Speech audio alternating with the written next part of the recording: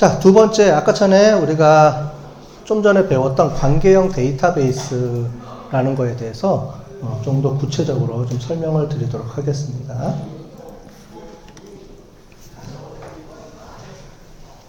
관계형 데이터베이스라는 건 뭐냐면은, 아까 전에 이제 데이터베이스라는 거의 가장 기본 단위가 테이블로 우리가 저장이 된다 그랬죠.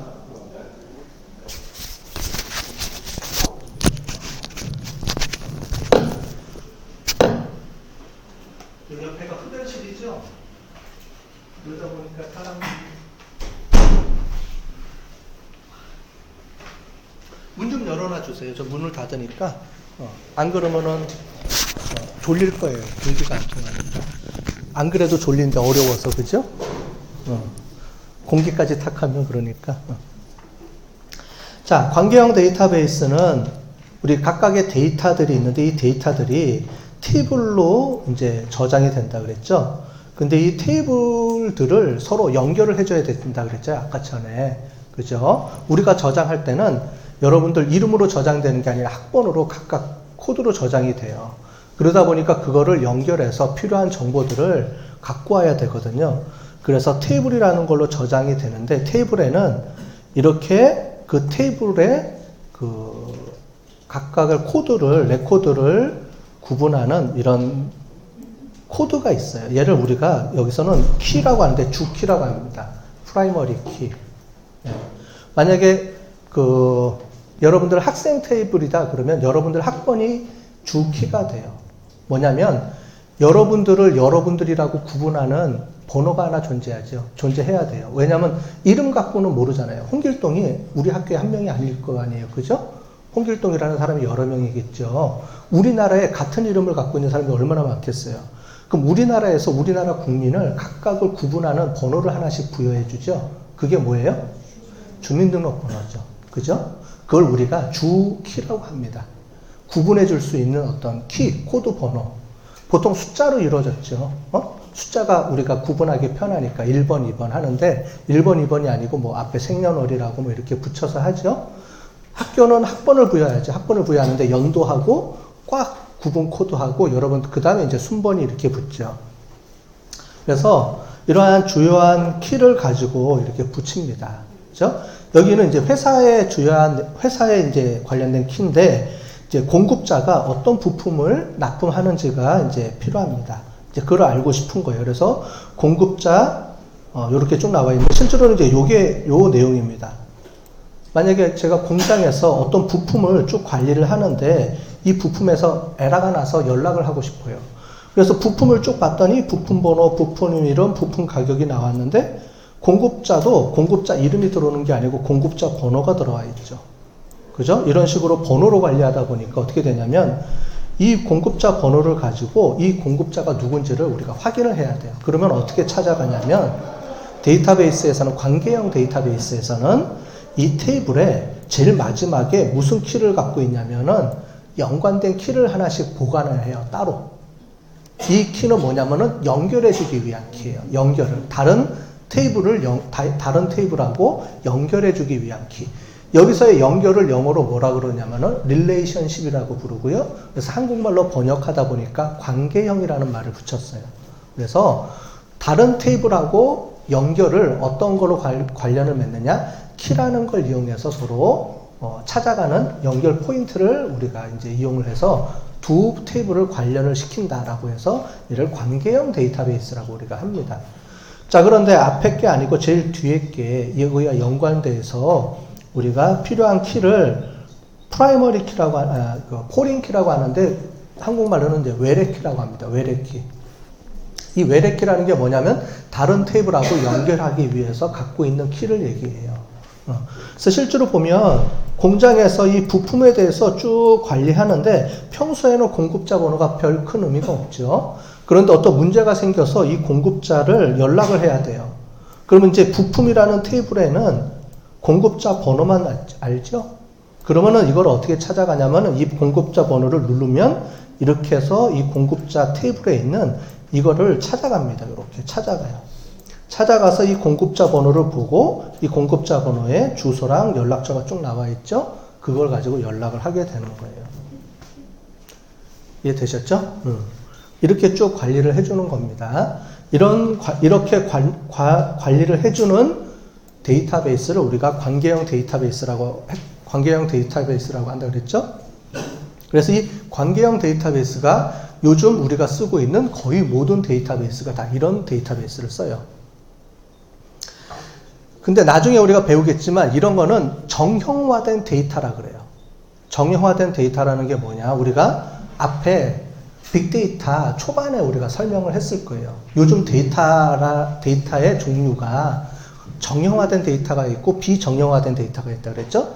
비정형화된 데이터라는 게 우리가 목소리라든가 이미지라든가 이런 게 비정형화된 데이터라 그랬고, 정형화된 데이터라는 게 뭐냐면 여기 보는 것처럼 부품 번호, 이름, 부품 이름, 그 다음에 뭐 주소, 생년월일, 뭐 이렇게 딱딱 정해져서 우리가 구분할 수 있는 정형화된 어떤 규격이 정해져 있는 이런 데이터들이 있는데, 이게 왜 중요하냐면 옛날 데이터들은 전부 다 이렇게 정형화돼서 다 저장을 해야만 됐어요. 왜냐면 데이터베이스 자체가 그렇게 저장할 수밖에 없게 된 거예요. 무슨 말인지 이해가 되시겠죠? 그래서 우리가 옛날에 썼던 데이터베이스는 전부 다 관계형 데이터베이스인데, 이 관계형 데이터베이스의 특징이 뭐냐면 정형화된 데이터만 저장할 수밖에 없게 돼 있어요. 보시는 것처럼, 그죠? 테이블로 저장이 됐죠? 이 테이블은 필드로 구성이 돼 있잖아요. 그죠? 그 필드의 값들은 전부 다 정형화된 데이터만 들어갈 수밖에 이렇게 구조화된 데이터베이스라는 거예요. 전부 다. 그러니까 과거의 데이터들은 이런 정형화된 데이터베이스니까 이런 것만 저장할 수밖에 없었고, 그러다 보니까 저장할 수 있는 데이터의 종류가 이런 정형화된 데이터인 거죠. 한계가 있을 수밖에 없죠. 그런데 요즘 들어와서는 이런 관계형 데이터베이스 이외에 비정형화된 데이터베이스를 저장할 수 있도록 다른 데이터베이스 형태가 나옵니다. 그걸 우리가 이제 빅데이터에서 이제 관리를 하는 그런 데이터베이스 형태들이에요. 그래서 비정형화된 데이터들, 그죠? 그래서 요즘 생산되는 데이터들을 저장하는 새로운 방법의 데이터베이스 형식이 나옵니다. 그거를 이제 나중에 우리가 뒤쪽에서 배우게 될 거예요. 지금 배우는 거는 옛날에 했던 전통적으로 우리가 저장했던 그러니까 데이터를 저장하는 방법을 배운다고 보시면 되겠어요. 그런데 빅데이터 시대라 그래서 이게 없어지는 게 아니에요. 기업은 아직도 이러한 관계형 데이터베이스를 쓸 거고요. 앞으로도 계속 쓸 거예요.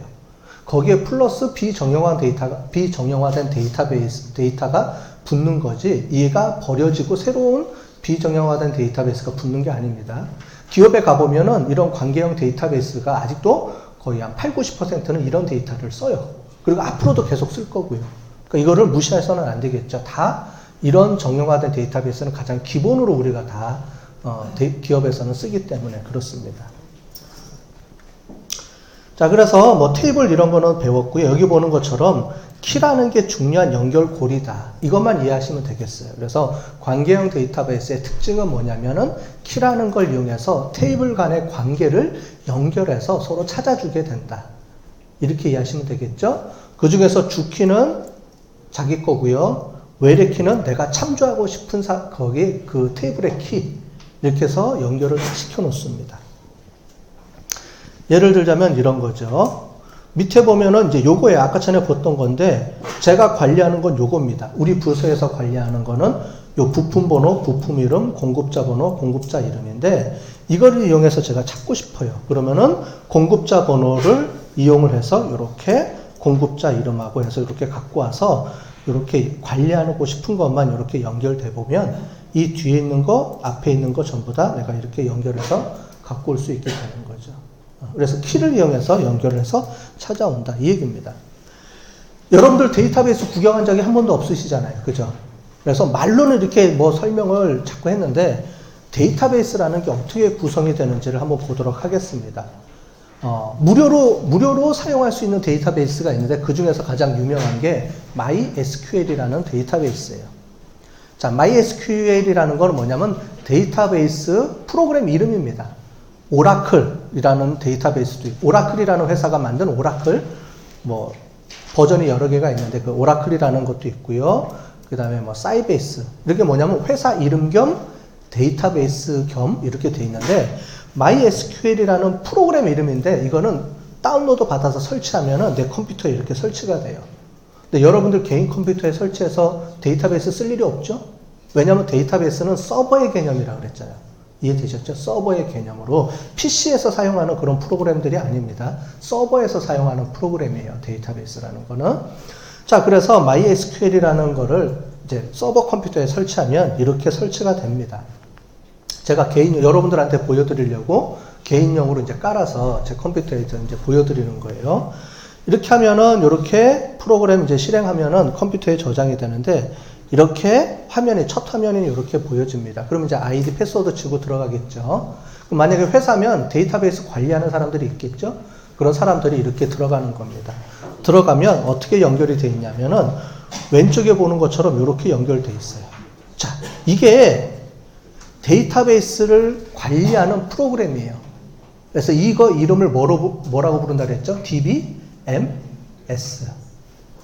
예, 되셨죠? 이제 이런 것들을 우리가 DBMS라고 부르는 겁니다. 물리적인 데이터베이스를 접근해서 관리해 줄 수 있도록 앞에서 컨트롤 해주는 그거라 그랬죠. 그러니까 프로그램이라고 부를 수도 있고요. 그죠? 여러분들 뭐 프로그램이 이렇게 작동하니까 프로그램이라고 부를 수도 있고, 데이터베이스 쪽에서는 이제 이런 것들을 그냥 DBMS라고 부릅니다. 관리해주는 프로그램들. 보면 데이터베이스 왼쪽에 데이터베이스 이름들이 있어요. 왜냐면은 회사에 보면, 우리 학교에 보면 데이터베이스가 여러 개가 있습니다. 테이블이 있다 그랬죠? 아까 전에 가장 기본 단위로 테이블들이 있어요. 테이블들이 있는데 이 테이블들이 막 묶여서 하나의 데이터베이스를 구성하는데, 실제로 우리 회사 같은 데 가보면 마케팅 부서가 있고요. 생산 부서가 있고요. 부서들이 여러 개잖아요. 그러면 마케팅 부서에서 관리하는 데이터베이스가 있겠죠. 그죠? 이런 식으로 특정 부서에서 관리하는 데이터베이스 또는 공용 데이터베이스가 또 존재하겠죠. 이런 식으로 부서마다 데이터베이스를 따로 존재하고요. 그거를 통합 관리해주는 데이터베이스가 존재합니다. 자, 그래서 이렇게 데이터베이스가 있는데 잘 안 보이시죠? 그래서 왼쪽만 따로 떼어 볼게요. 왼쪽에 보시는 것처럼 요런 이제 보통 이미지가 많이 나와 있는데, 요런 이미지로 되어 있는 게 이제 데이터베이스입니다. 그래서 요런 식으로, 여러분들 지금 뭐 이건 잘 모르시겠죠? 요건 이제 샘플 데이터베이스예요. 깔면은 샘플로 이렇게 붙어 있는 데이터인데, 요렇게 데이터베이스들이 있고요. 요 데이터베이스 밑에는 테이블이 있어요. 아까 전에 우리가 데이터는 기본적으로 테이블 형태로 다 저장이 된다 그랬죠? 그래서 테이블이 이렇게 있습니다. 요런 밑에.